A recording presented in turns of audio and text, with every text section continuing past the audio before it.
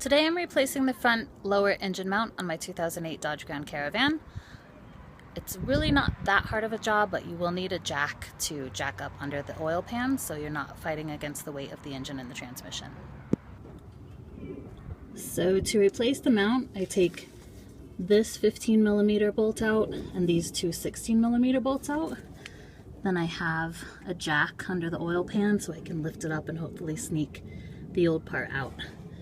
I always try and use a wood block instead of jacking directly to the oil pan, especially on aluminum pans. They're super easy to crack. So here's a side-by-side comparison of the new mount and the old mount. The reason I'm replacing it is because this guy is totally worn and falling apart and allowing the engine and tranny to rock back and forth. Pay attention when you pull it out to how it comes out so you're not fighting trying to get it back in. This guy has a little locator tab. I pulled this out on the transmission side. I'll show you how I did that.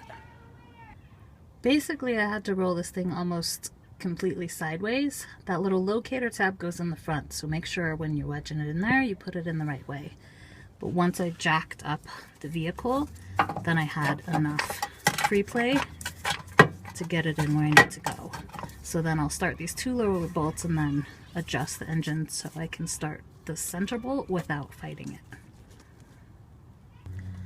This nut over here slides up and down so that you can line up your cross bolt. Make sure you get all three bolts started by hand before you tighten anything down so you're not fighting yourself.